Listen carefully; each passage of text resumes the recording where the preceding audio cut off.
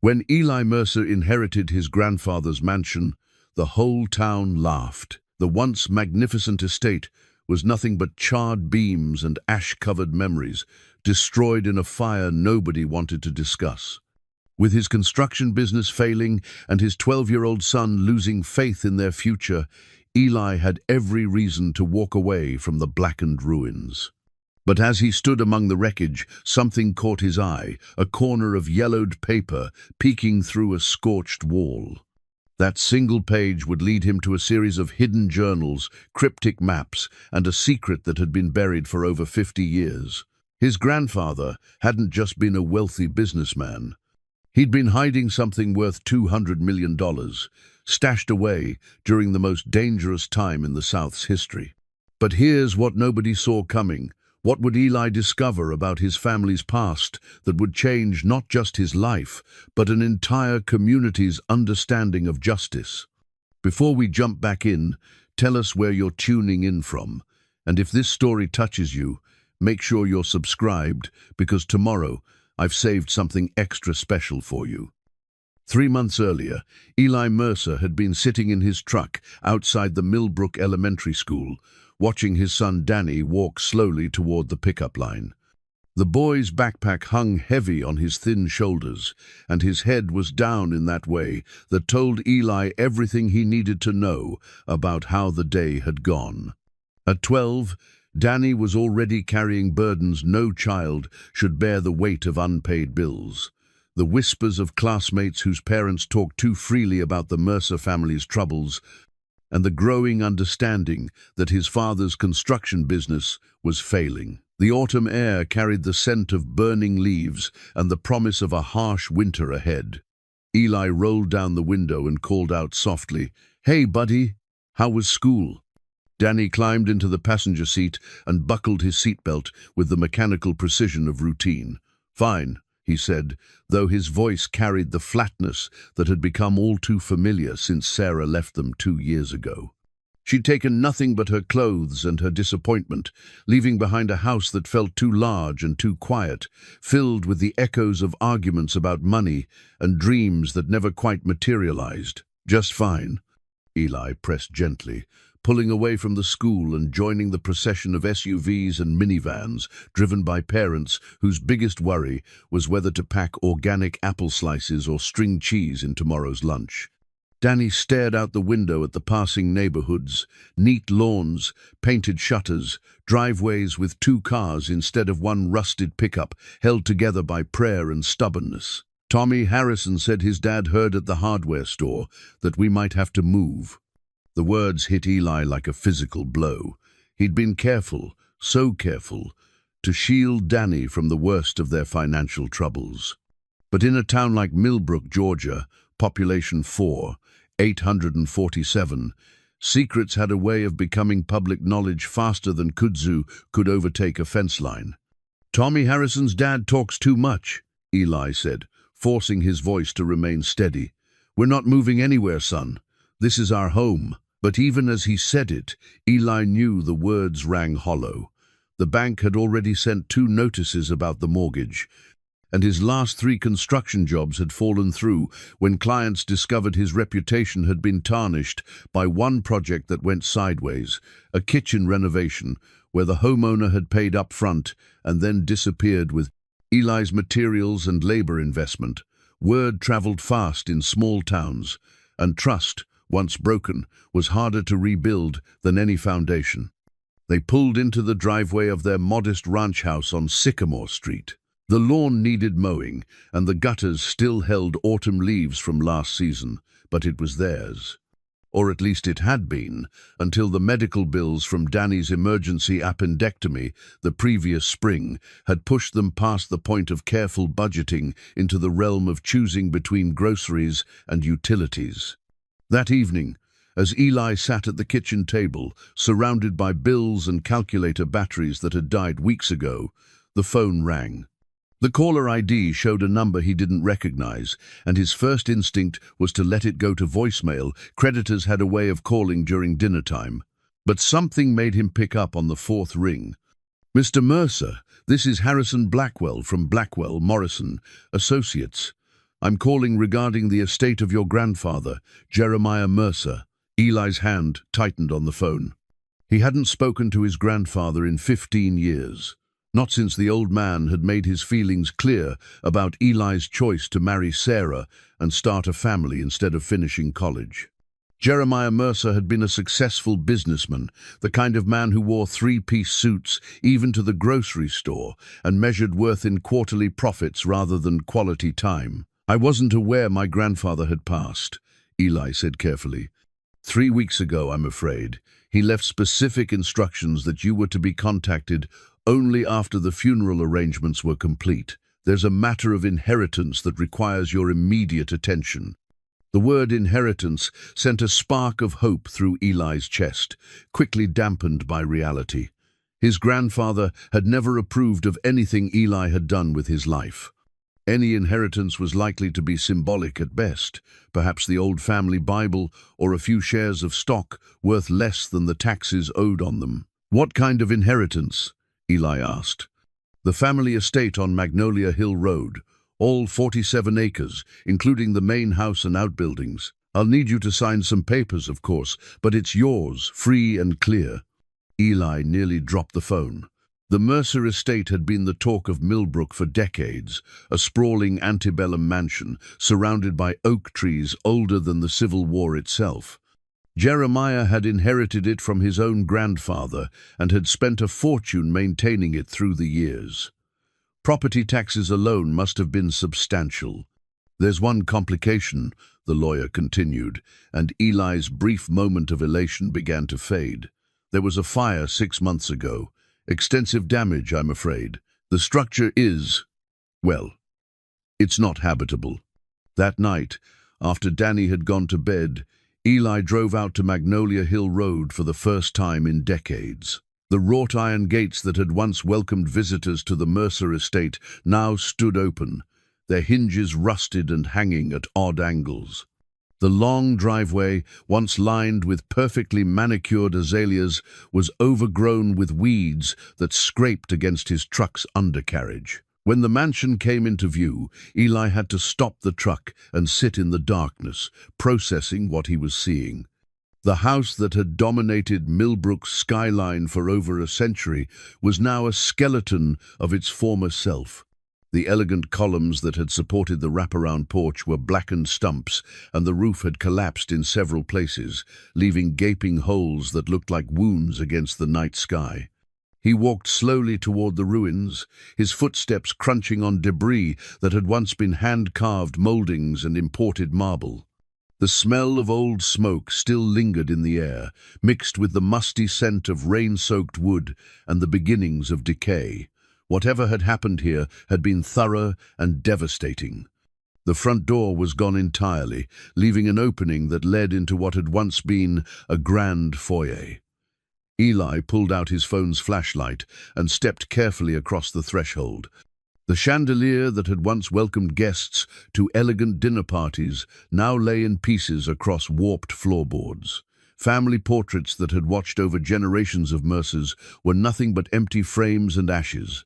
But as Eli moved deeper into the ruins, something caught his eye. In what had been the library, where floor-to-ceiling bookshelves had once held first editions and family histories, a section of the wall had partially collapsed, revealing the space behind it.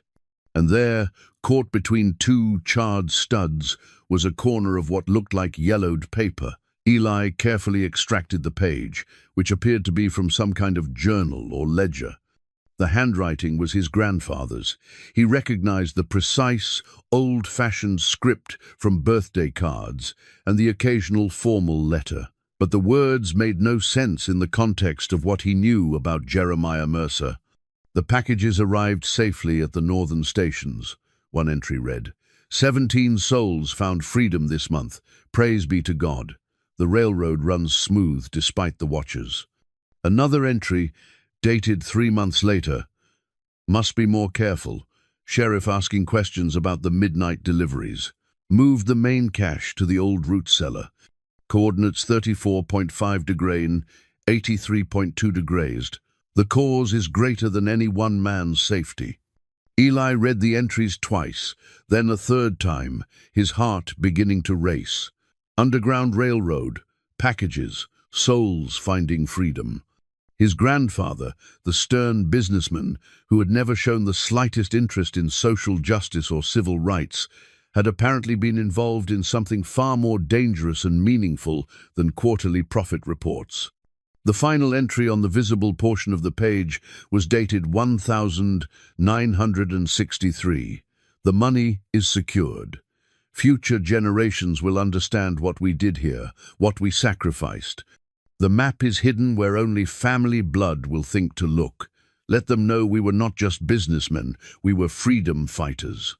As Eli stood in the ruins of his family's legacy, holding a piece of paper that seemed to rewrite everything he thought he knew about his heritage, he heard a car engine approaching down the overgrown driveway. Headlights swept across the damaged walls, and he quickly folded the journal page and slipped it into his jacket pocket. A police cruiser pulled to a stop near his truck, and Officer Frank Morrison, a man Eli had known since high school, climbed out with the slow, deliberate movements of someone who'd been dealing with trespassers and vandals for months. "Evening, Eli," Frank said, his tone neutral but not unfriendly. "Heard you inherited this place. Sorry for your loss." "Thank you," Eli replied. "Just came out to see what I'm dealing with." Frank nodded and swept his flashlight across the ruins. "Fire started around midnight on a Tuesday in March. Nobody knows exactly how. Your grandfather was visiting his sister in Atlanta, so nobody was hurt, thank the Lord. But the damage, well, you can see for yourself. Any idea what caused it?" "Officially, electrical fire, probably old wiring. But between you and me," Frank lowered his voice and stepped closer, "there were some folks who weren't too happy about some of the things your grandfather was saying in his final years. He'd gotten involved with that historical society, started talking about setting the record straight on some old stories. Some folks around here prefer their history to stay buried." As Frank drove away, leaving Eli alone with the ruins and the mysterious journal page, a new understanding began to take shape. His inheritance wasn't just a burned-out shell of a house. It was a puzzle, a mystery that connected his family to something much larger and more significant than he'd ever imagined.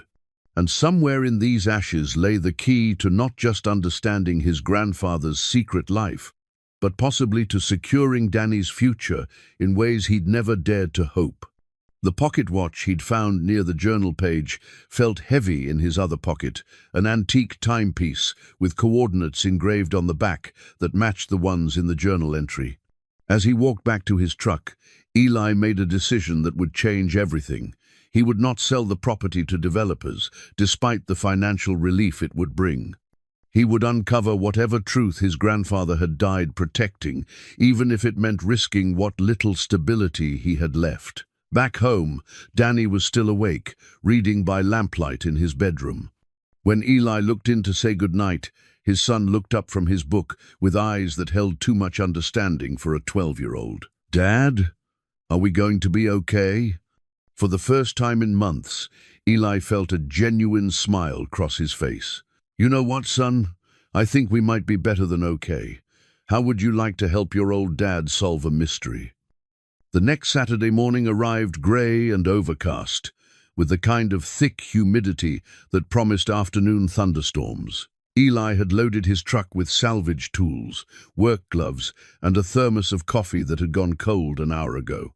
Danny sat beside him, clutching a notebook and pen with the serious determination of a detective about to solve his first case. "Tell me again what the journal page said," Danny asked as they turned onto Magnolia Hill Road. Eli had shown his son the yellowed paper the night before, watching the boy's eyes light up with the first genuine excitement he'd seen in months. Danny had always been drawn to puzzles and mysteries, spending hours with library books about famous unsolved cases and historical enigmas. This was better than any book. This was family history wrapped in genuine intrigue. Something about packages arriving at northern stations and 17 souls finding freedom, Eli repeated, and coordinates that match the numbers on your great-grandfather's pocket watch. They parked near the mansion ruins, and Danny immediately began photographing everything with his father's old digital camera. The boy had insisted on documenting their investigation properly, creating what he called evidence files for each discovery. Eli watched his son work with methodical precision, and for the first time in years, felt proud of the young man Danny was becoming. "Dad, look at this!" Danny called from near the collapsed library wall. He was crouched beside the exposed interior structure, pointing to something Eli had missed in the darkness of his first visit. "There's more paper in here, but it's stuck behind this beam." Eli carefully pried away a section of charred wood, revealing a small metal box wedged between the wall studs. Inside were more journal pages and, wrapped in oiled cloth, a black and white photograph that took his breath away. The image showed his grandfather as a much younger man, maybe in his 30s, standing alongside a group of well-dressed African-American men and women. Everyone in the photo was smiling, but there was something in their eyes that spoke of shared danger and purpose. On the back of the photograph, someone had written in faded ink, "Freedom Riders Meeting, Atlanta 1963, J. Mercer, Financial Coordinator." Below that, in his grandfather's precise handwriting, "The money flows where justice demands. Future generations must know we were not bystanders." Danny studied the photograph with the intensity of a scholar examining ancient manuscripts. "Dad, this changes everything we thought we knew about great-grandpa, doesn't it?" "It sure does, son." Eli sat heavily on a piece of debris that had once been an elegant banister. "Your great-grandfather always seemed so distant, so focused on business and profit. I never imagined he was involved in anything like civil rights work." "Maybe that was the point," Danny said thoughtfully. "Maybe he had to act like he didn't care about these things so people wouldn't suspect what he was really doing." The wisdom in his 12-year-old son's observation struck Eli with unexpected force. How many assumptions had he made about his own family, his own legacy, based on surface appearances? How many other secrets lay buried beneath years of misunderstanding? They spent the rest of the morning carefully searching through the ruins, uncovering fragments of what appeared to be a deliberately hidden archive. Each discovery painted a clearer picture of Jeremiah Mercer's secret life receipts for large cash donations to civil rights organizations, coded correspondence with activists, and detailed records of what could only be described as an underground financial network. But it was Danny who made the most significant discovery, in a section of the mansion's foundation that had been protected from the worst of the fire damage. Wedged beneath a loose stone was a hand-drawn map fragment showing the layout of the estate property, with X marks at various locations and cryptic notations in the margins. "It's like a treasure map," Danny breathed, his eyes wide with excitement. "That's exactly what it is," Eli realized, studying the careful markings. "But the treasure isn't gold or jewels. It's something your great-grandfather considered far more valuable." As they prepared to leave, a black sedan pulled up behind Eli's truck. Two men in expensive suits got out, moving with the calculated confidence of people accustomed to getting what they wanted. The older man, silver-haired and wearing a smile that didn't reach his eyes, approached with his hand extended. "Mr. Mercer, I'm Richard Caldwell from Caldwell Development Corporation. This is my associate, James Patterson. We understand you've recently inherited this property." Eli shook the offered hand cautiously, noting the man's soft palm and manicured nails hands that had never swung a hammer or mixed concrete. "That's right. We'd like to make you an offer for the land, a very generous offer, considering the condition of the structures."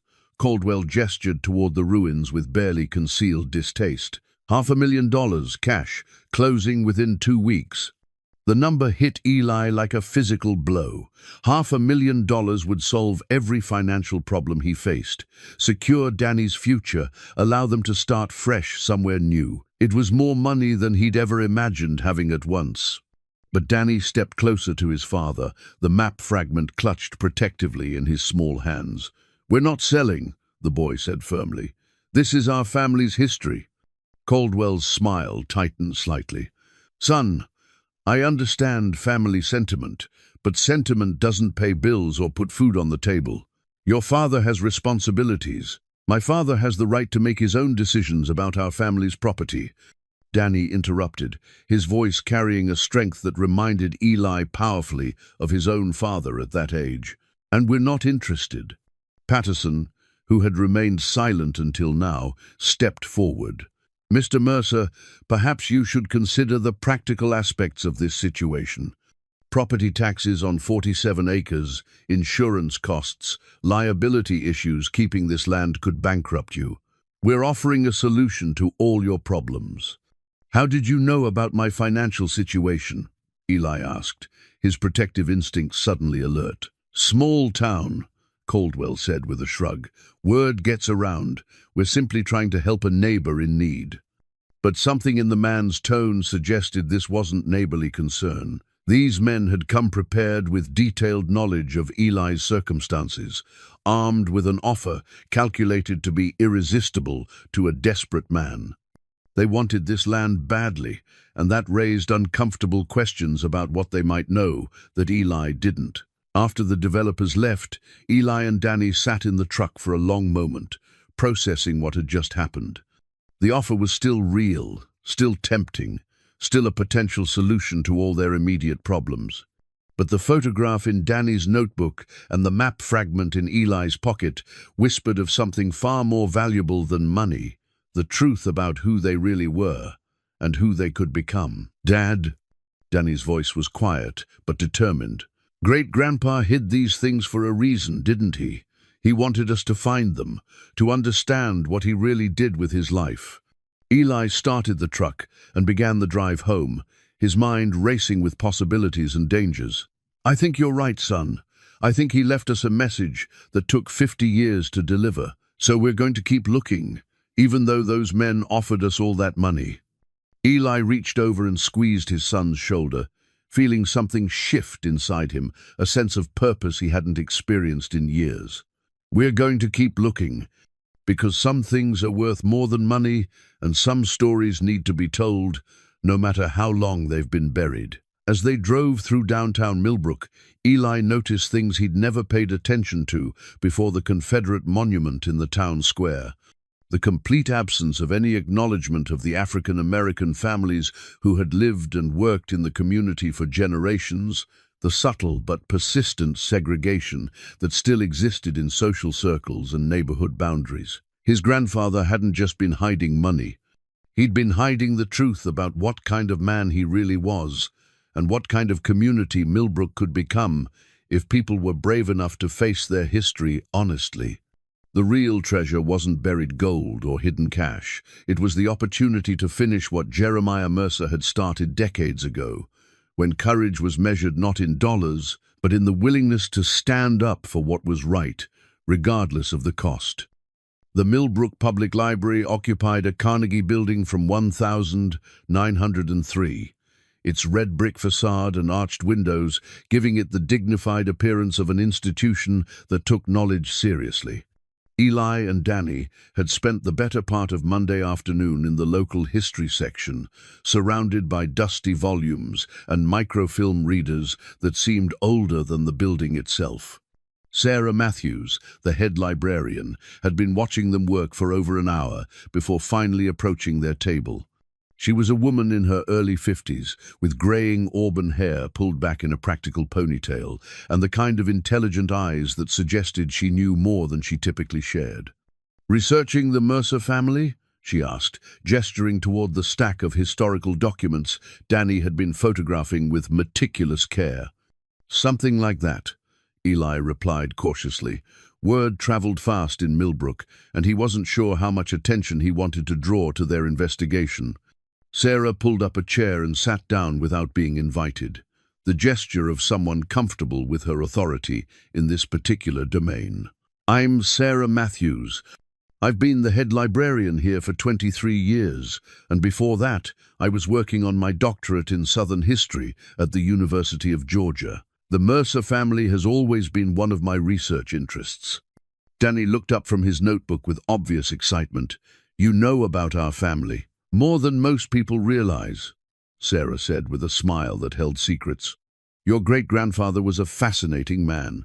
Publicly, he was known as a successful businessman who kept to himself. But there were always rumors, stories that didn't quite add up, financial records that suggested his money was going places that didn't match his public persona. She reached into her leather satchel and pulled out a manila folder, thick with photocopied documents.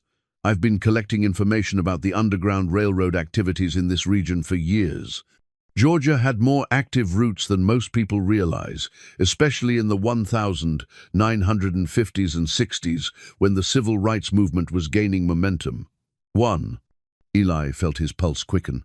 Are you saying my grandfather was involved in Underground Railroad activities? I'm saying the evidence strongly suggests it, though he was very careful to leave no obvious trail. Sarah opened the folder and spread several documents across the table. Look at this bank records from 1962 showing regular large withdrawals from your grandfather's business account, always in cash, always on the same day of the month. And here, she pointed to a newspaper clipping, reports of mysterious nighttime deliveries to properties along old logging roads in the county. No one ever saw what was being delivered or who was doing the delivering. Danny studied a hand-drawn map that Sarah had included in her research files. The map showed the counties surrounding Millbrook, with red lines connecting various points and small notations in the margins. It looked remarkably similar to the fragment they'd found in the mansion ruins, but this version was more complete, showing connections that extended far beyond the immediate area.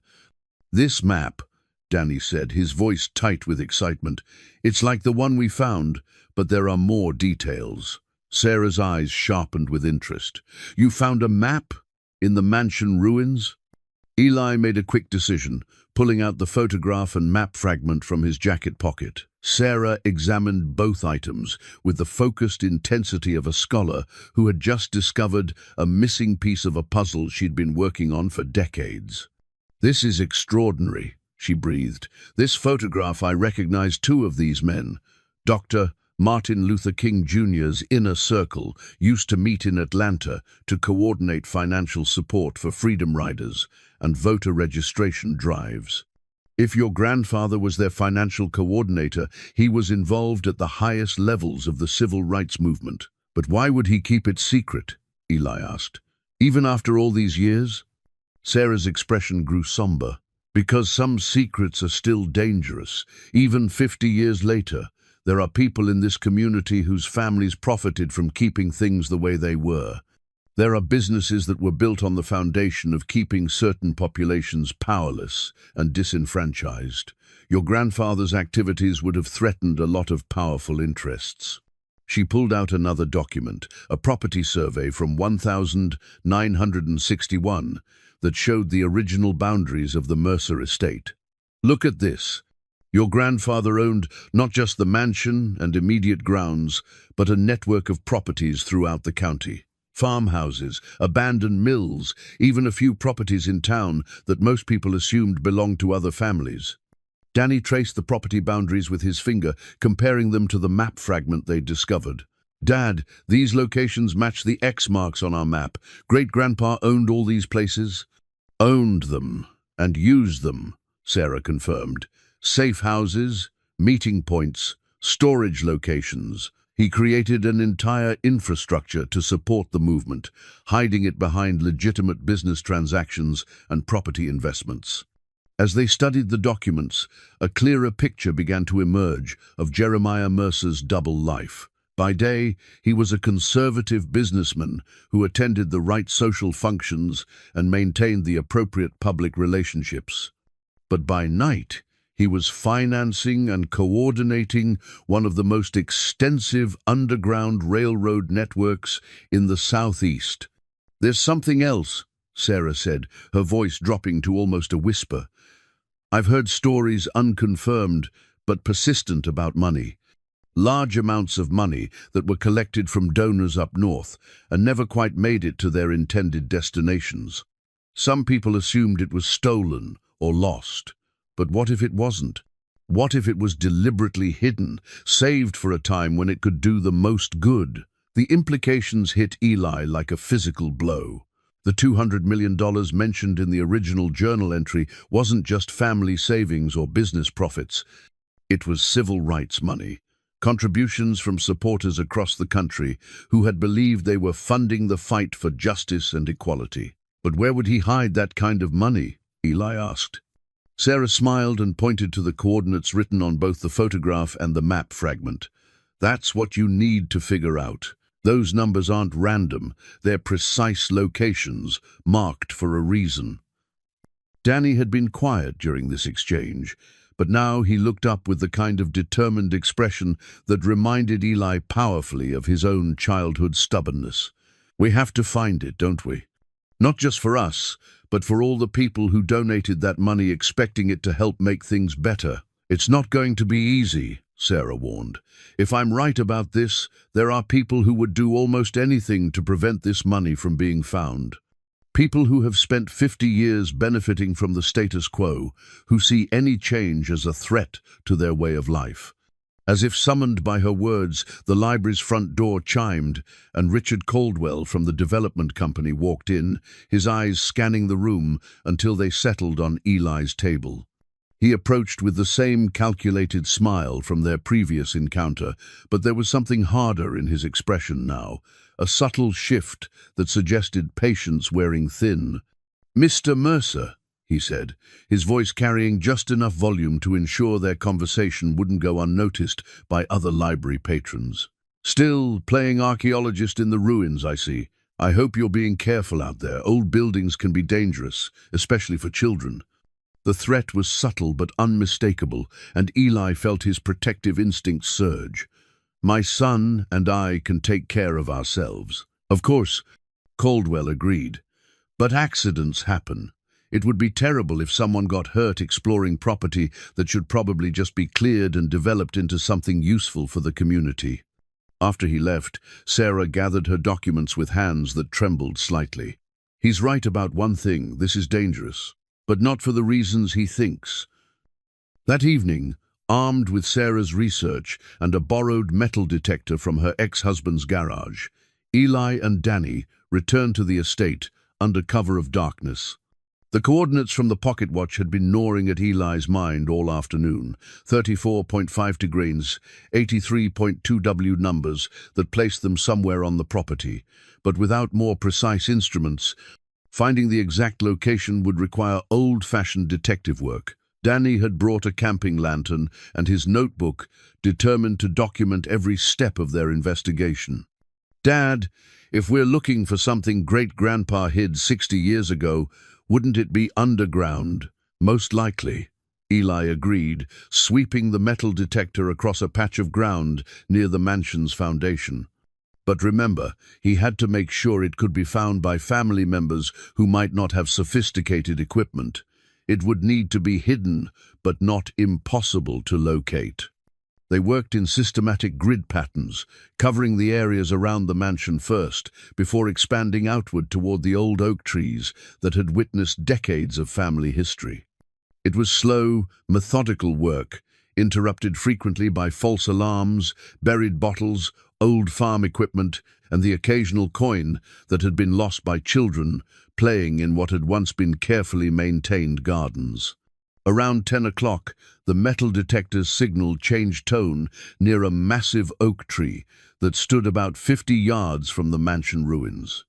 The tree was ancient, its trunk easily 6 feet in diameter, its branches spreading out like arms that had embraced generations of Mercers during family gatherings and summer barbecues. "Dad, there's something here," Danny said, pointing to an area where the ground seemed slightly different from the surrounding soil.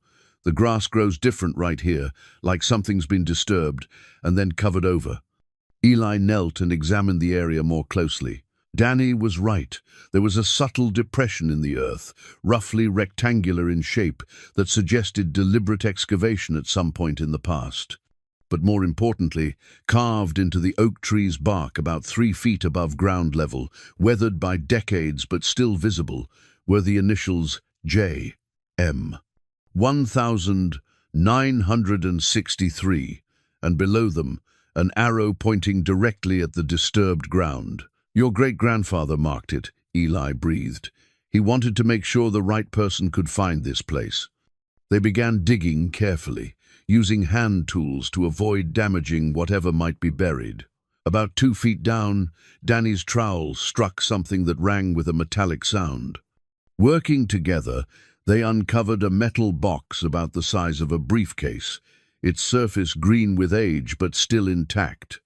Inside the box, wrapped in layers of oiled cloth and plastic, were blueprints, detailed architectural drawings of the mansion and surrounding buildings, but these weren't standard construction plans.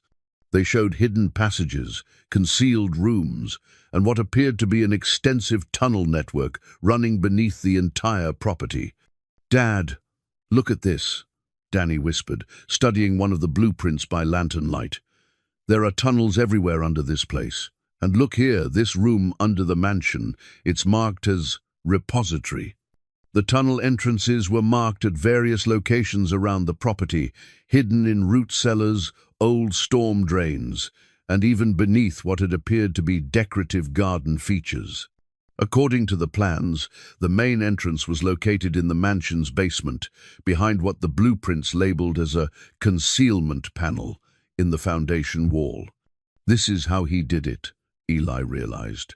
"Your great-grandfather didn't just hide money, he built an entire underground facility to support the Underground Railroad. People could travel through these tunnels without ever being seen from the surface." They returned to the mansion ruins and made their way carefully down to what remained of the basement level. Most of the floor had collapsed, but the foundation walls were still largely intact. Using the blueprints as a guide, they located the section of wall marked on the plans and began examining it more closely. Danny found it first a section of stone that protruded slightly from the rest of the wall, worn smooth as if it had been pushed repeatedly over the years. When Eli pressed against it, it moved inward with a grinding sound of stone against stone, revealing a narrow opening just wide enough for a person to squeeze through. The passage beyond led into darkness, but their flashlight beams revealed hand-carved stone walls and wooden support beams that had survived both time and the fire above. The air was stale but breathable, carrying the faint scent of old wood and something else, something that reminded Eli of the basement in his childhood home, where his grandmother had stored preserves and root vegetables. The tunnel extended about 30 yards before opening into a larger chamber carved directly from the bedrock, and there, preserved as if they had been sealed away yesterday, were the contents of Jeremiah Mercer's secret life. The room contained filing cabinets full of documents, boxes of correspondence, and most remarkably, a collection of personal items that told the story of the Underground Railroad in intimate detail. There were quilts that had been used to signal safe houses, photographs of families who had passed through on their way to freedom, and handwritten letters of gratitude from people whose names had been lost to official history, but who lived on in these carefully preserved memories. But it was the modern safe in the corner of the room that drew their immediate attention. Unlike the historical artifacts around it, the safe was clearly from the 1980s or 1990s, installed long after the original Underground Railroad activities had ended. The combination lock required 6 numbers, and Danny immediately tried the coordinates from the pocket watch. The safe opened with a quiet click, revealing contents that took both their breaths away. Stacks of cash, neatly bundled and wrapped in plastic, filled most of the safe's interior. But there were also stock certificates, bonds, property deeds, and a leather journal that appeared to contain detailed financial records spanning several decades. The journal's final entry, dated just 6 months before the mansion fire, was written in Jeremiah's still steady handwriting. "The work continues, though the methods have changed. What began as emergency aid for freedom seekers has grown into something larger, a trust fund for justice, invested and compounded over 50 years. The money belongs not to any one family, but to the cause it was meant to serve. Let those who find this treasure understand their responsibility to use it wisely." A detailed accounting on the following pages showed how the original civil rights donations had been carefully invested and reinvested over the decades. The $200 million mentioned in the first journal entry had grown to nearly $400 million, all of it earmarked for what Jeremiah called the continuing work of justice and reconciliation. As they sat in the underground chamber, surrounded by the hidden history of their family and their community, Eli felt the weight of responsibility settling on his shoulders. This wasn't just an inheritance, it was a calling, a challenge to continue work that his grandfather had begun in the most dangerous period of the civil rights era. "Danny," he said quietly, "what do you think we should do with all this?" His son looked around the chamber, taking in the quilts and photographs, the letters and artifacts, the testament to courage and sacrifice that had been hidden beneath their feet all along. "I think Great-Grandpa left us instructions," Danny said, pointing to the journal. "He wanted us to continue what he started, but first, we need to understand what that really means." Sarah Matthews arrived at the estate early the next morning, her car loaded with historical research materials and a thermos of coffee strong enough to fuel a full day of investigation. When Eli had called her the previous evening to share their discovery, her voice had trembled with the excitement of a scholar who had just learned that years of theoretical research were about to become concrete reality. She stood at the entrance to the underground chamber like an archaeologist entering a pharaoh's tomb, her eyes wide as she took in the preserved history surrounding them. "This is extraordinary," she breathed, moving carefully among the artifacts. "This is one of the most complete underground railroad archives I've ever seen." Danny had spent the early morning organizing their discoveries, creating what he called a master file that cross-referenced the various documents, photographs, and financial records. His methodical approach reminded Sarah of graduate students she'd worked with, but there was something different about the boy's dedication. This wasn't just academic curiosity, but personal investment in understanding his family's legacy. "Look at this letter," Danny said, carefully handling a piece of correspondence dated 1964. "It's from Dr. King himself, thanking Great-Grandpa for extraordinary financial support during our most challenging moments. And here," he pointed to another document, "a thank you note from Rosa Parks for help with legal expenses during her court cases." Sarah examined the letters with the reverence of someone handling sacred texts. "Your grandfather wasn't just supporting the movement, he was one of its most important financial backers." "The amounts mentioned here," she paused, checking figures in several documents. "He was contributing more money than some entire organizations." But it was the bank safety deposit box key they'd found in the tunnel's secondary chamber that represented their next major breakthrough. The key was attached to a small metal tag stamped with the logo of First National Bank of Atlanta, along with a box number and what appeared to be access codes. "We need to get to Atlanta," Eli said, turning the key over in his palm. "Whatever your grandfather stored in that safety deposit box, it's probably the final piece of this puzzle." The drive to Atlanta took 3 hours, giving them time to process the magnitude of what they'd uncovered. Sarah rode in the passenger seat, reading aloud from Jeremiah's detailed journals, while Danny documented everything in his notebook from the back seat. "Listen to this entry from March 1965, Sarah said. "The money is no longer just emergency aid. We must think longer term, invest for the future when new challenges will require new solutions. The fight for justice doesn't end with integration, it evolves, requires sustained financial support for education, legal aid, community development. What we build now must serve generations not yet born." At First National Bank, they were initially met with skepticism from bank officials who had never encountered a safety deposit box access request involving inheritance of civil rights-era materials. But Sarah's academic credentials and their documentation of Jeremiah's estate proved sufficient to gain them supervised access to Box 247A. The box contained documents that reframed everything they thought they understood about Jeremiah Mercer's activities. Legal papers showed that he had established multiple trust funds and charitable foundations, all of them designed to operate in perpetuity for civil rights and social justice causes. There were contracts with investment firms, correspondence with attorneys specializing in charitable giving, and most remarkably, a detailed plan for what he called the Reconciliation Project. The Reconciliation Project, as outlined in Jeremiah's meticulous notes, was his vision for using accumulated civil rights money to address ongoing racial disparities through education, community development, and economic empowerment programs. The plan included specific provisions for establishing scholarship funds, supporting minority-owned businesses, and funding community centers in underserved areas.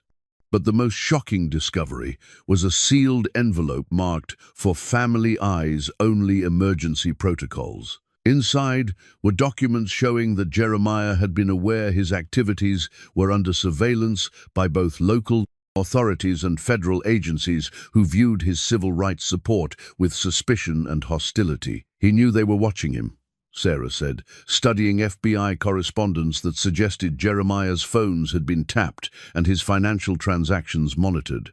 And he knew that someday there might be retaliation against him or his family. Danny found the most disturbing document, a letter dated just 3 months before the mansion fire, written in Jeremiah's handwriting, but with the shaky quality of someone under extreme stress. "They know," the letter read. "Local authorities, probably federal as well. The questions are getting more specific, the pressure more intense. If something happens to me, if there's an accident or incident, the family must know this wasn't random. The work must continue, but carefully, quietly, until the time is right to bring it into the open." The implication was clear. Jeremiah had suspected that the fire which destroyed his mansion wasn't accidental, but deliberate retaliation for his civil rights activities. The letter included specific instructions for his descendants, detailing how to access the hidden funds and continue his work while avoiding the same dangers that had threatened him. On the drive back to Millbrook, they rode in contemplative silence, each processing the weight of what they'd learned. The money in the underground chamber wasn't just an inheritance, it was a sacred trust, accumulated over decades by people who had sacrificed their comfort and safety to support the cause of justice. "Dad," Danny said quietly as they approached the Millbrook city limits, "those developers who want to buy our land, do you think they know about any of this?" "I'm starting to think they know more than they're letting on," Eli replied. "The timing of their offer, their knowledge of our financial situation, the veiled threats, it's all too convenient to be coincidence." Sarah nodded grimly. "If there are people in this community who profited from suppressing civil rights activities 60 years ago, they wouldn't want this history to come to light. Your grandfather's story could expose things they've spent decades trying to keep buried." As they pulled into the estate's overgrown driveway, they noticed fresh tire tracks in the mud, multiple vehicles that had clearly been there recently.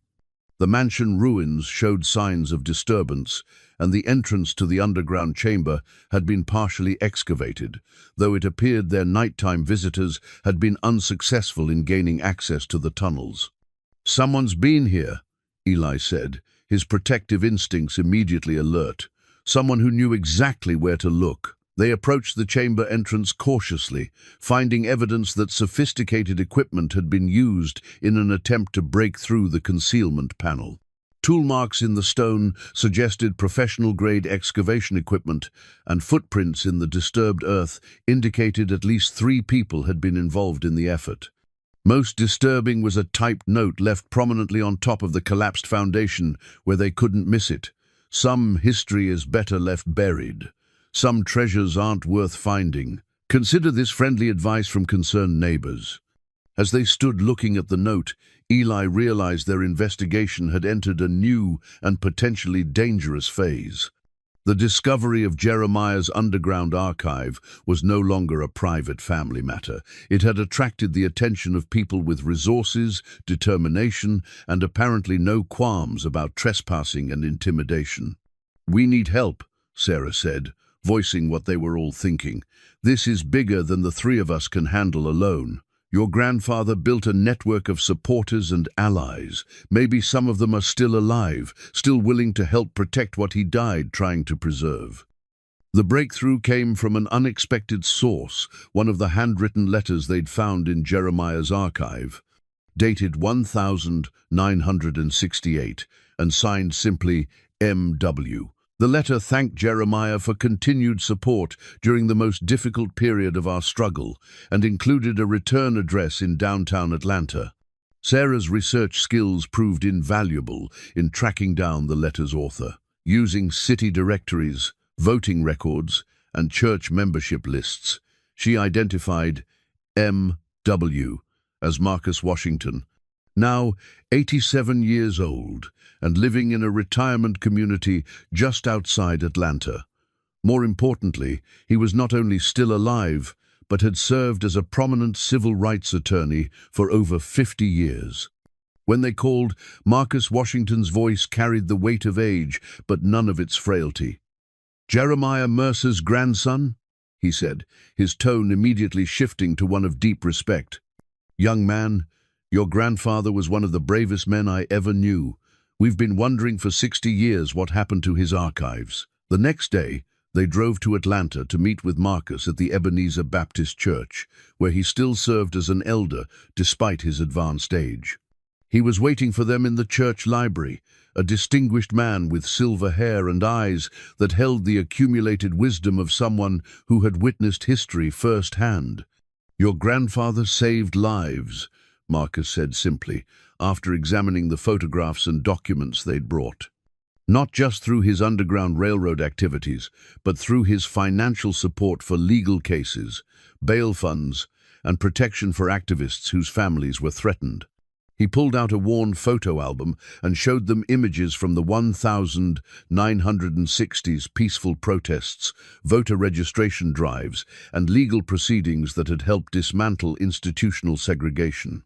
In several of the photographs, a younger Marcus Washington stood alongside other civil rights leaders, and in the background of one image, barely visible but unmistakable, was Jeremiah Mercer. "He insisted on staying in the background," Marcus explained, said the work was more important than recognition, but without his support, many of our most important legal victories would have been impossible. Danny studied the photographs with intense concentration, clearly trying to reconcile this heroic image with his previously held understanding of his great-grandfather. "Why didn't anyone know about this? Why didn't he tell our family what he was really doing?" Marcus's expression grew somber. "Because it was dangerous, son. More dangerous than you might realize, even today. Your grandfather received death threats, had his business boycotted, was investigated by local and federal authorities who saw civil rights support as potentially treasonous activity. He protected his family by keeping them separate from his activism. But it was the coded letter from 1963 that Marcus helped them fully understand. The letter, written in what appeared to be a simple business correspondence about crop rotation and farming techniques, was actually a detailed status report on Underground Railroad activities throughout the Southeast. 17 bushels of corn delivered to northern markets, Marcus read aloud, translating the code with practiced ease. 17 people safely relocated to northern cities. The soil conditions remained favorable, meaning local authorities hadn't discovered the operation. Recommend expanding the South 40 acres, suggesting they should extend their network into new territory. Marcus explained that such coded communications were essential because mail was routinely intercepted and phone conversations monitored. Your grandfather developed one of the most sophisticated communication networks in the region. He could coordinate complex operations involving dozens of people across multiple states, all while appearing to conduct routine agricultural business. The final piece of the puzzle came when Marcus examined the specific coordinates and property descriptions in Jeremiah's final letter. His face grew thoughtful as he cross-referenced the information with maps and documents from his own extensive archives. "These aren't just hiding places," he realized. "Your grandfather was documenting every safe house, every financial supporter, every person who risked their safety to help the cause." This is a complete historical record of underground railroad activities that historians have been trying to reconstruct for decades. More importantly, Marcus recognized several of the names and addresses in Jeremiah's records, people who were still alive, still living in the Millbrook area, still potentially at risk if their past activities were exposed to the wrong people. Mrs. Dorothy Jenkins, who ran the boarding house on Maple Street, Marcus said, pointing to an entry in the coded letter. She's 93 now, lives with her daughter, but she provided housing for dozens of travelers in the 1960s. And Pastor William Thompson at Mount Olive Baptist Church, his father, used the church basement as a meeting point for voter registration planning. Sarah took careful notes as Marcus identified person after person whose families had supported civil rights activities in ways that had never been publicly acknowledged. Many of these families still lived in Millbrook, their descendants integrated into the community's social and economic structure without anyone realizing their historical significance. This explains why some people might be so determined to keep this history buried. Sarah said, "If the truth came out about who really supported civil rights and who opposed it, it would rewrite the entire social structure of Millbrook." Marcus nodded gravely. "And it would also reveal who profited from maintaining segregation, who used intimidation and violence to suppress voting rights, who collaborated with authorities to undermine peaceful protests. Some of those people are still alive, still influential, still benefiting from the status quo they helped create." As they prepared to leave Atlanta, Marcus gave them a final piece of advice that would prove crucial in the days ahead. "Your grandfather's greatest achievement wasn't the money he donated or even the lives he saved," he said. "It was the network of relationships. He built people who trusted each other enough to risk everything for justice. That network still exists, though it's been dormant for decades. If you're going to honor his legacy, you'll need to reactivate those connections." He provided them with a list of contacts, children and grandchildren of original civil rights supporters, many of whom had no idea of their family's historical significance. "Start with Dorothy Jenkins," he advised.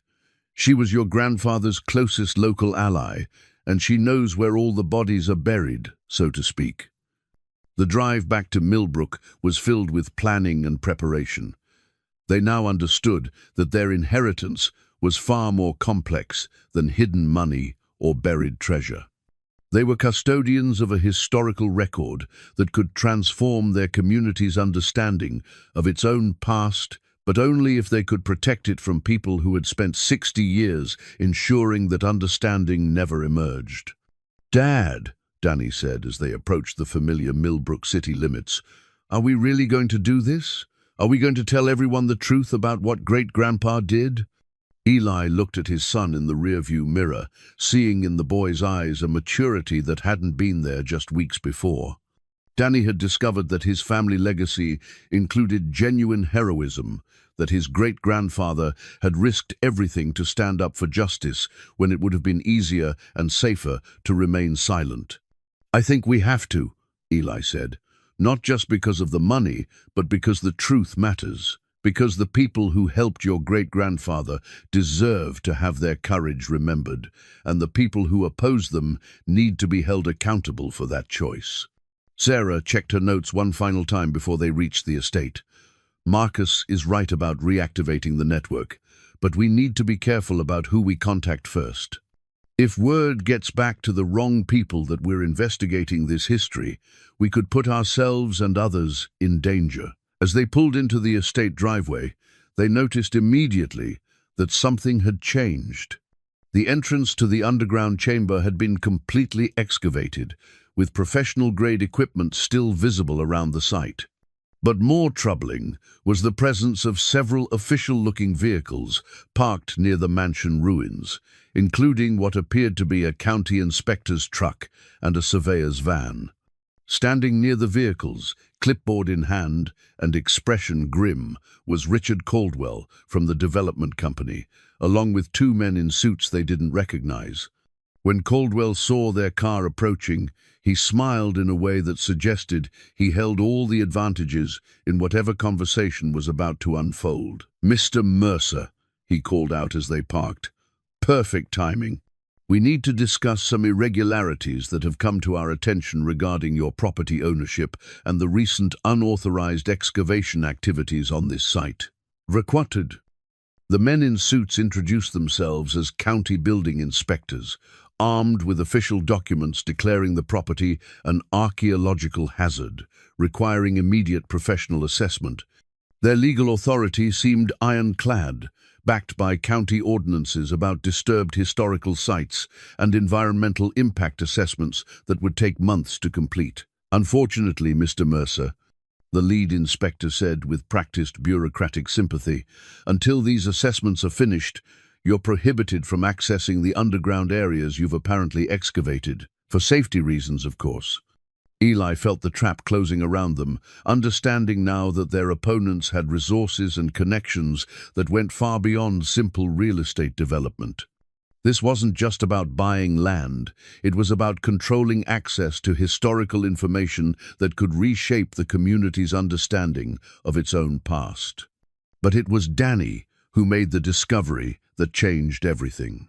While the adults argued about permits and legal procedures, the boy had wandered toward the mansion ruins, ostensibly to take more photographs, but actually to conduct his own investigation of the suspicious excavation equipment. "Dad," he called out, his voice carrying a note of excitement that cut through the tense adult conversation.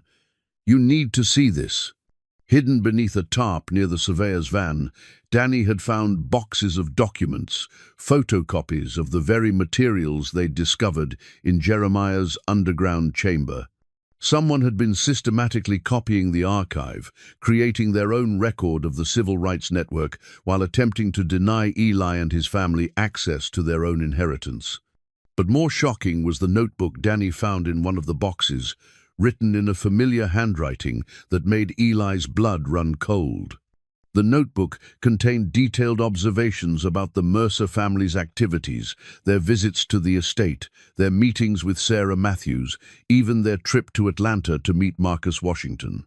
The handwriting belonged to his grandfather Jeremiah, but the dates were all recent within the past 2 months. "That's impossible," Sarah breathed, examining the notebook with trembling hands. "Jeremiah died 8 months ago. I attended his funeral." Eli stared at the handwriting, comparing it to the historical documents they'd been studying. There was no doubt, despite subtle changes that suggested advanced age and perhaps illness, this was definitely his grandfather's distinctive script. Richard Caldwell noticed their discovery and approached with an expression that had shifted from smugness to something approaching panic. "You shouldn't be looking through official investigation materials," he said, reaching for the notebook. "Official investigation materials, written by a man who's supposed to be dead," Eli challenged, holding the notebook out of Caldwell's reach. That's when the truth began to emerge, piece by piece, through a combination of confrontation and revelation that left everyone involved reeling from the implications. Jeremiah Mercer was not dead. The funeral had been staged, the death certificate falsified, all as part of an elaborate plan to protect himself from escalating threats, while ensuring his civil rights archive could be safely transferred to the next generation.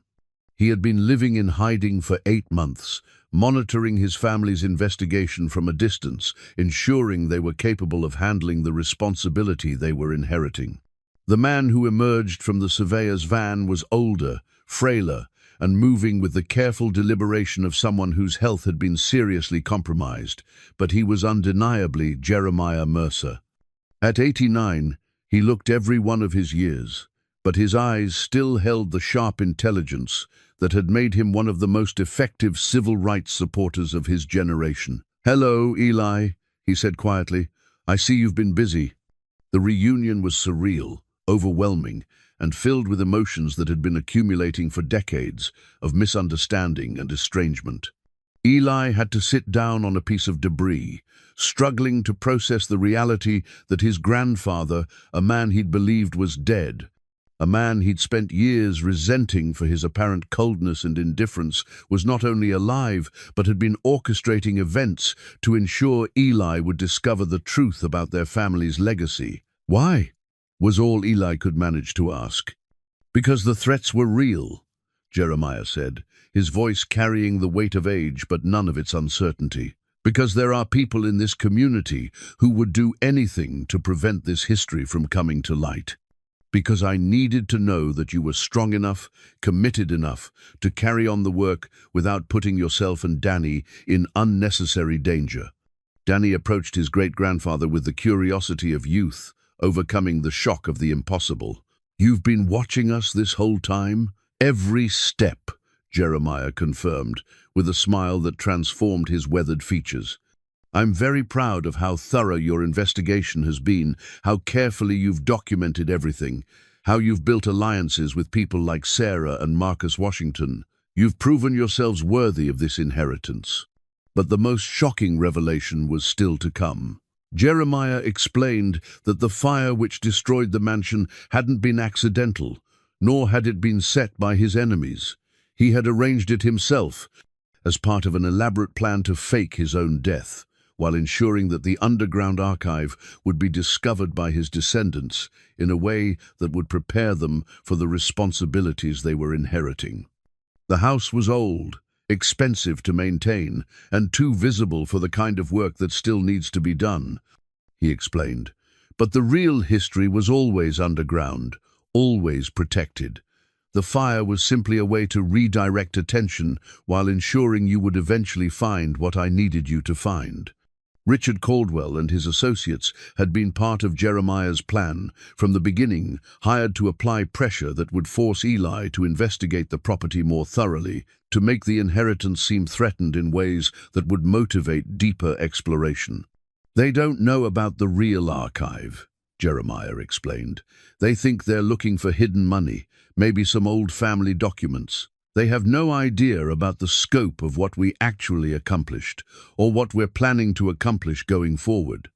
The revelation reframed everything: the developers' pressure, the official inspections, even the threats and intimidation. It had all been theater, designed to create the circumstances that would lead Eli and Danny to discover not just their family's hidden history, but their own capacity for courage and commitment to justice. But now came the real test. With the truth revealed and the family reunited, they faced the actual decision that would determine their future.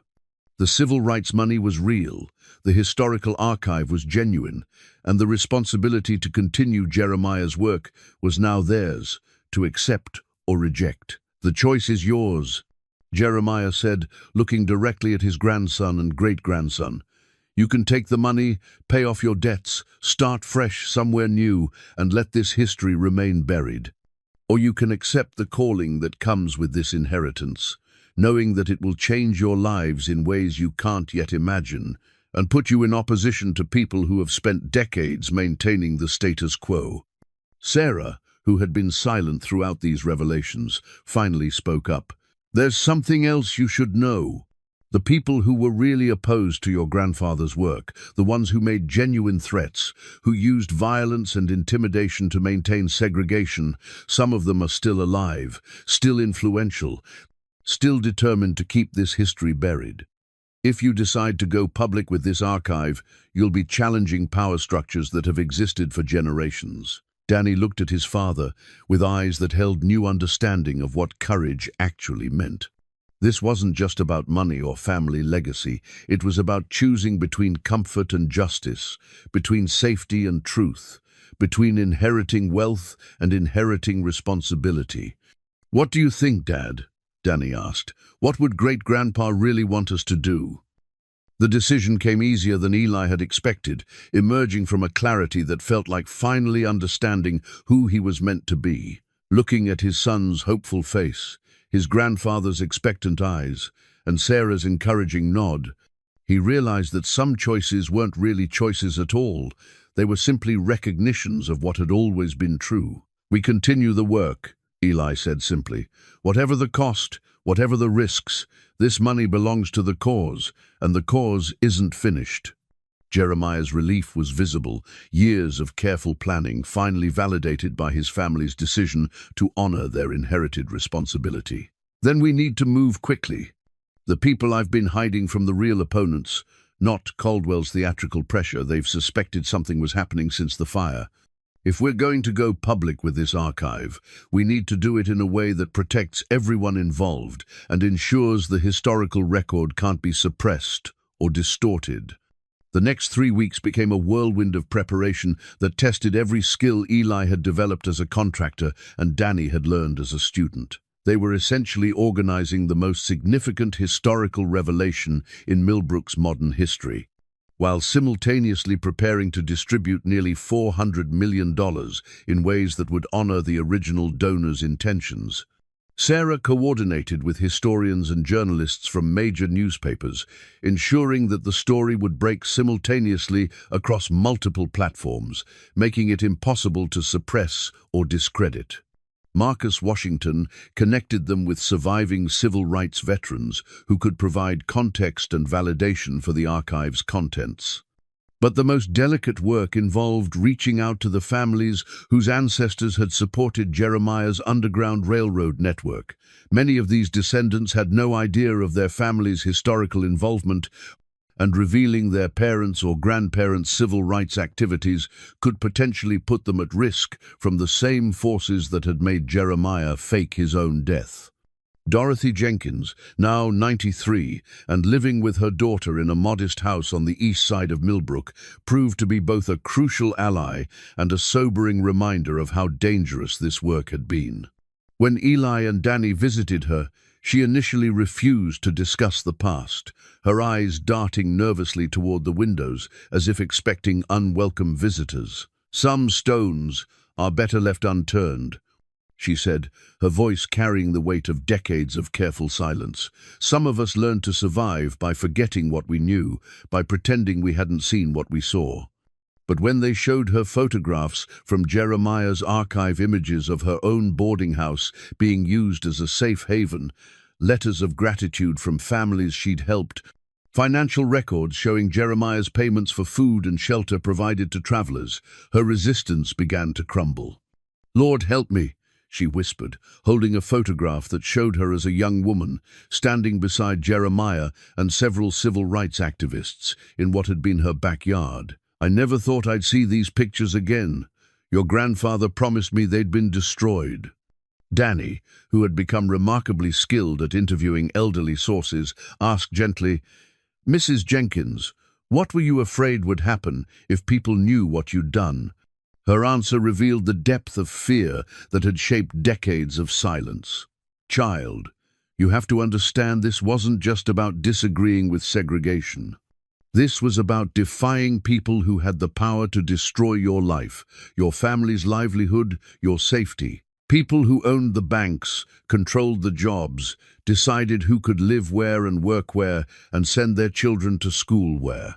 She described incidents of intimidation, violence, and economic retaliation against families suspected of supporting civil rights activities.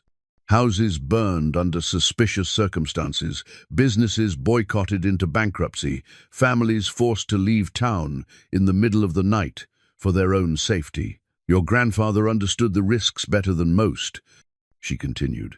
"He had resources, connections, ways to protect himself that the rest of us didn't have. But even he knew that someday there might be a reckoning." As they prepared for the public revelation of the archive, similar conversations were happening throughout Millbrook and the surrounding communities. Elderly residents who had maintained decades of silence were being asked to step forward and acknowledge their families' roles in one of the most significant civil rights operations in Georgia's history. Some, like Dorothy Jenkins, eventually agreed to participate, understanding that their testimony would be crucial to validating the historical record. Others remained too frightened, too traumatized by past experiences to risk exposure even now. Pastor William Thompson, whose father had allowed Mount Olive Baptist Church to be used for voter registration planning, struggled with his own decision about going public. "My father made me promise never to talk about what happened in our church basement," he told Eli during a private meeting.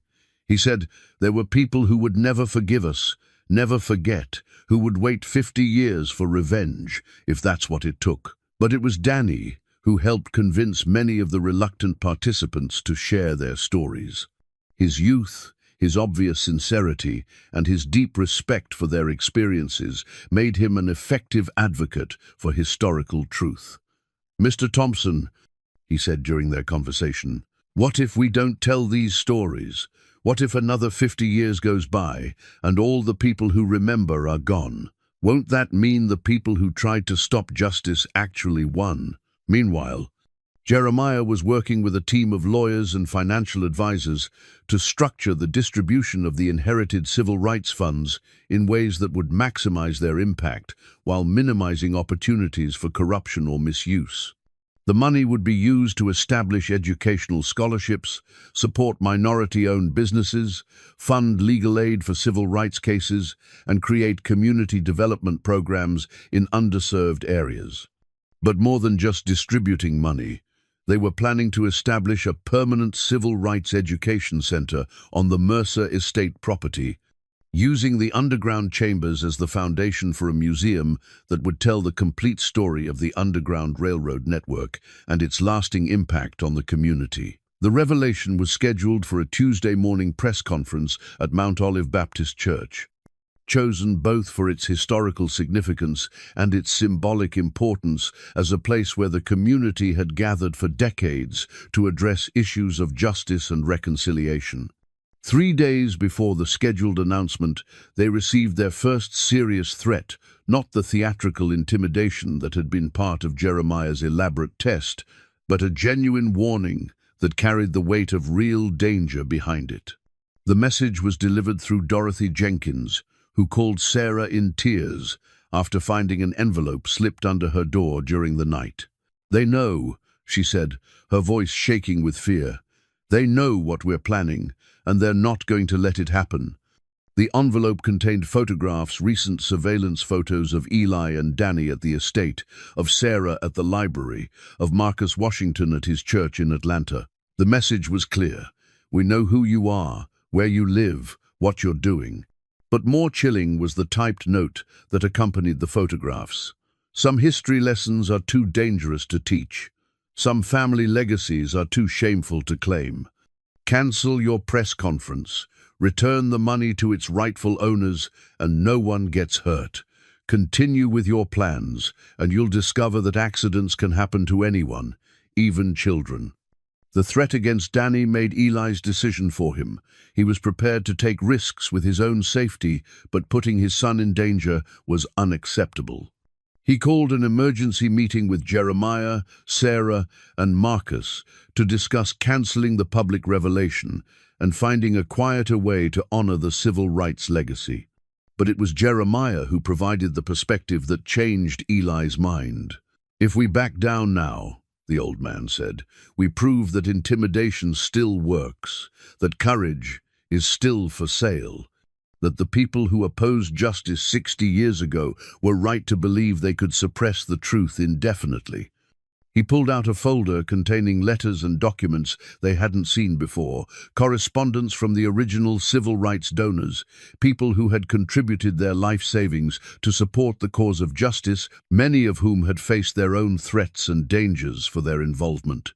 "These people didn't give their money so it could be hidden forever," Jeremiah continued. "They gave it believing it would be used to continue the fight for justice, even when that fight became difficult or dangerous. If we abandon that mission now because of threats, we dishonor every sacrifice that made this inheritance possible." Danny, who had been listening quietly to the adult conversation, finally spoke up with a maturity that reminded everyone that this decision would shape his understanding of courage for the rest of his life. "Great-grandpa," he said, "what did you do when people threatened you 60 years ago?" "We kept working," Jeremiah replied simply. "We became more careful, more strategic, but we didn't stop. Because the cause was bigger than our individual safety, and the people depending on us deserved better than our fear." Danny nodded as if this confirmed something he'd already decided. Then that's what we do now. We keep working, but we're smarter about it. That evening, as they finalized their plans for the press conference, Eli realized that his son had learned something far more valuable than the location of hidden treasure. Danny had discovered that real courage wasn't the absence of fear, but the decision to act according to your principles, even when fear was present. The revelation was still scheduled for Tuesday morning, but now they understood it wouldn't be just a historical announcement. It would be a test of whether justice could still triumph over intimidation, whether truth could survive the efforts of those who profited from its suppression. Tuesday morning arrived grey and humid, with storm clouds gathering on the horizon like an omen of the turbulence ahead. Mount Olive Baptist Church filled steadily throughout the early morning hours, drawing a crowd that reflected the complex racial and social dynamics of Millbrook in ways that hadn't been seen since the civil rights era itself. Eli stood in the pastor's study, adjusting his tie with hands that trembled slightly despite his determination to see this through. Through the window, he could see news vans from Atlanta and Savannah, their satellite dishes extended like mechanical flowers, seeking signals that would carry this story far beyond the boundaries of their small community. Danny sat at the pastor's desk, making final notes in the evidence journal that had become his constant companion throughout their investigation. At 12 years old, he was about to become the youngest person ever to address a press conference about civil rights history, but his focus remained steady and purposeful. "Dad," he said quietly, "are you scared?" Eli considered the question seriously, recognizing that his answer would help shape how his son understood courage for the rest of his life. "Yes," he admitted, "but being scared doesn't mean we stop doing what's right. It just means we're careful about how we do it." Sarah entered the study carrying a box of documents and photographs that would serve as evidence for their revelations. Her face showed the strain of 3 weeks of intensive preparation, but her eyes held the satisfaction of a scholar about to share a discovery that would rewrite local history. "The church is full," she reported. "Local residents, historians from the university, reporters from major newspapers, and—" She paused, her expression growing concerned. "Several people I don't recognize, men in expensive suits who look like they're here for reasons that have nothing to do with historical interest." And Jeremiah appeared in the doorway, moving slowly, but with the dignity of someone who had waited 8 decades to tell this story publicly. In his hands, he carried the original journal from 1963, its pages yellowed, but its message as powerful as the day it was written. "It's time," he said simply. The sanctuary of Mount Olive Baptist Church had been transformed for the occasion, with a podium set up at the front and display boards showing enlarged photographs from the Civil Rights Archive. As the Mercer family entered, conversations gradually quieted until the only sounds were the clicking of camera shutters and the distant rumble of approaching thunder. Pastor Thompson, whose own family's involvement in the Underground Railroad network would be revealed today, offered a brief prayer for wisdom, courage, and healing. Then he introduced Jeremiah Mercer as a man who chose justice over comfort, truth over safety, and legacy over personal gain. Jeremiah approached the podium slowly, his aged hands gripping the wooden surface for support as he looked out over the assembled crowd. His voice, when he began to speak, carried clearly through the sanctuary despite his age. 60 years ago, he said, "I made a decision that shaped the rest of my life and the future of this community. I decided that my wealth, my resources, my connections would be used to support the cause of justice, even when that choice put me at odds with friends, neighbors, and family members who preferred to maintain the status quo." He described the Underground Railroad network, the financial support for civil rights activities, the careful documentation that had preserved this history for future generations. But he also acknowledged the fear that had led him to keep these activities secret for decades, the threats that had forced him to fake his own death, the ongoing dangers faced by families who had supported the cause. As Jeremiah spoke, enlarged photographs appeared on screens throughout the sanctuary, images of young African-American men and women who had found refuge in Millbrook safe houses, documents showing financial support for voter registration drives, correspondence with Dr. Martin Luther King Jr. and other civil rights leaders. The crowd's reaction was mixed but intense. Some faces showed surprise and admiration as they learned about their community's hidden role in civil rights history. Others reflected anger or discomfort as the carefully maintained narrative of local racial relations was challenged by documented evidence of both courageous support and violent opposition. When Jeremiah finished his testimony, he called Eli to the podium to announce the establishment of the Mercer Civil Rights Education Foundation, funded by the nearly $400 million that had been accumulated over 5 decades of careful investment. "This money doesn't belong to the Mercer family," Eli said, his voice gaining strength as he spoke. "It belongs to the cause that originally inspired its collection, the ongoing work of justice, education, and reconciliation. It will be used to support scholarships for students who might not otherwise have access to higher education, to fund legal aid for civil rights cases, and to establish community programs that address the lasting effects of systemic inequality." But as Eli described their plans for the Civil Rights Education Center, he noticed movement in the back of the sanctuary that made his protective instincts alert. Several of the unidentified men Sarah had mentioned were making their way toward the exits, speaking quietly into cell phones, with expressions that suggested urgent coordination with unseen associates. The first sign of real trouble came when the church's power suddenly went out, plunging the sanctuary into the gray twilight of the storm-darkened morning. Emergency lighting flickered on throughout the sanctuary, casting eerie shadows that transformed the familiar church interior into something resembling a stage set for confrontation. Pastor Thompson's voice cut through the murmur of concerned congregation members. "Please remain calm. We have backup generators that should restore full power momentarily." But Eli's construction experience told him this wasn't a random power failure. The timing was too convenient, the selective nature of the outage too precise. Someone had deliberately cut power to the church while leaving the surrounding neighborhood unaffected. Danny moved closer to his father, clutching his evidence journal with both hands. "Dad, something's wrong." Before Eli could respond, the sanctuary's rear doors burst open, and 6 men in dark clothing entered with the coordinated movement of people executing a planned operation. They weren't wearing masks or making dramatic announcements. They simply spread out across the back of the church with the quiet efficiency of professionals who intended to control the situation through presence and intimidation. The lead man, older than the others and carrying himself with obvious authority, walked slowly down the center aisle toward the podium. His face was familiar. Eli recognized him from old newspaper photographs in Sarah's research files.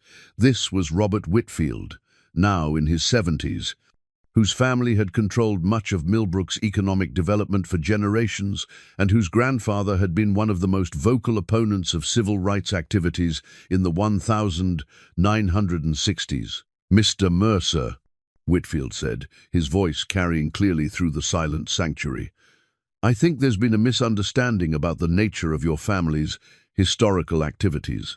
Jeremiah straightened behind the podium, his aged frame taking on the dignity of someone who had faced this kind of confrontation before and survived.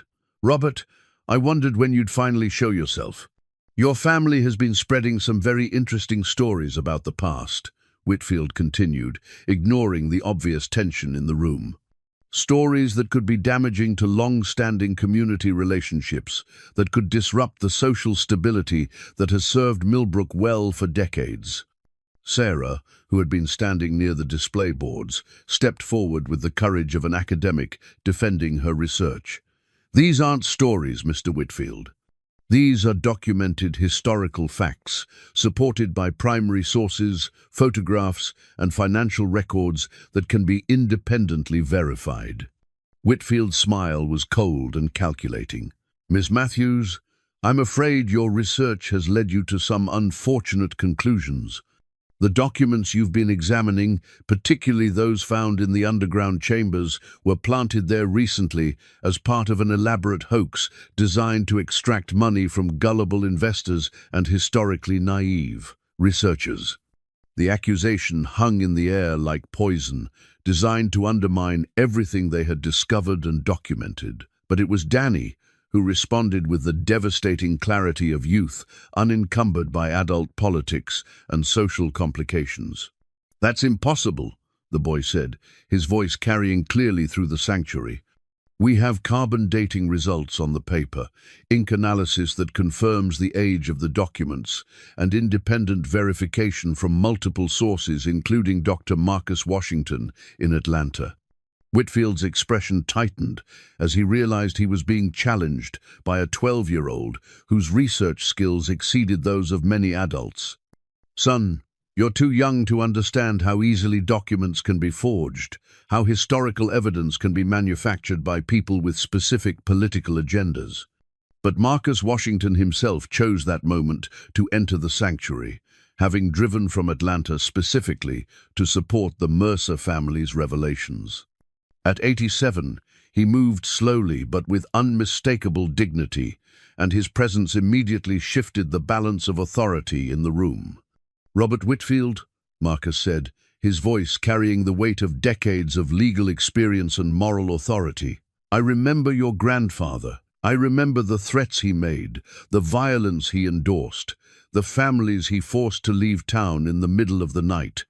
And I remember your father, who continued those same practices into the 1970s and 80s. Marcus approached the podium and stood beside Jeremiah, creating a visual representation of the alliance that had made their civil rights work possible decades earlier.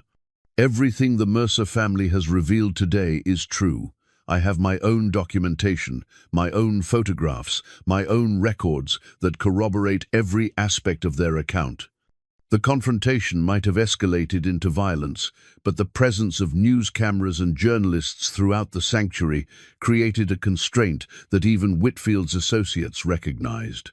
Whatever their intentions, carrying out threats in front of multiple media outlets would create problems that extended far beyond Millbrook's boundaries.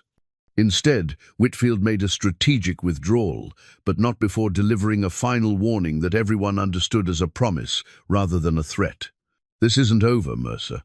You've chosen to make this community's private business into a public spectacle, and there will be consequences for that choice. Some truths are too dangerous to tell, and some legacies are too valuable to be destroyed by misguided idealism."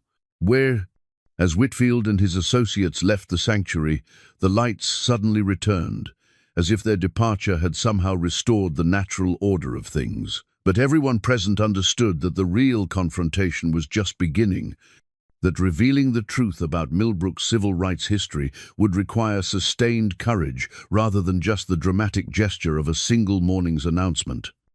1 year later, the transformation of both the Mercer estate and the community of Millbrook had exceeded everyone's expectations, though the journey had been neither smooth nor without significant challenges.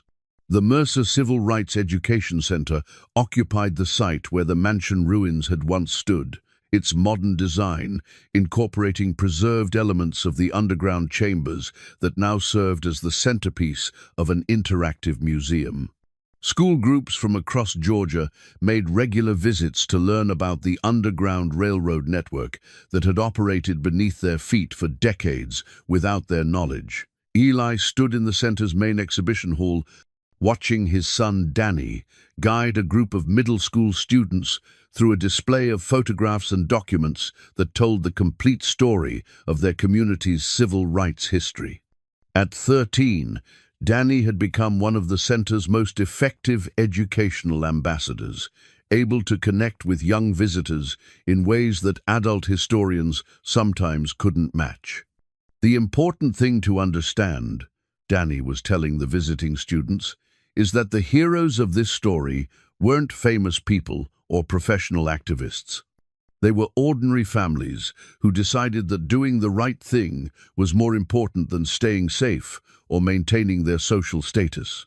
Dorothy Jenkins, now 94 but still sharp-minded, sat in her wheelchair near the display, occasionally adding details that brought the historical accounts to life with personal memories. Her decision to go public with her family's involvement had inspired other elderly residents to share their own stories, creating a comprehensive oral history archive that preserved experiences that would otherwise have been lost forever. "Child, you tell them about Mrs. Patterson's boarding house," she encouraged Danny. "Tell them how we used to signal each other with different colored curtains in our windows, and how the whole neighborhood could coordinate without ever saying a word about what we were doing."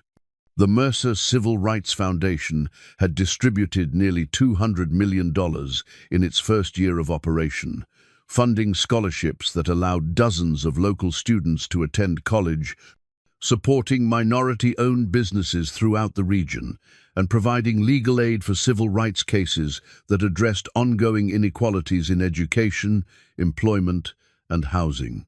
But perhaps more importantly, the Foundation's community dialogue programs had begun to bridge racial and economic divisions that had persisted for generations. Monthly forums brought together residents from different backgrounds to discuss local issues, historical legacies, and opportunities for cooperation that had never existed before. Sarah Matthews had left her position at the Millbrook Library to become the Education Center's Director of Research and Programming. Her office, located in what had once been Jeremiah's underground archive chamber, was now filled with donated materials from families throughout the region who had discovered their own connections to civil rights activities. The most surprising thing, Sarah told a visiting journalist from the Atlanta Constitution, is how many people have come forward with stories and documents once they realized it was safe to talk about these things. "We've documented Underground Railroad activities in 17 counties, involving over 200 families whose contributions had never been officially recognized." Jeremiah, now 90 but still actively involved in the Foundation's work, spent most afternoons at the center, sharing stories with visitors and occasionally surprising school groups who couldn't believe they were meeting someone who had actually lived through the events they were studying. The money was never the real treasure, he told one group of high school students. The real treasure was learning that ordinary people could do extraordinary things when they decided that justice was worth the risk. The opposition to the center's work had not disappeared entirely.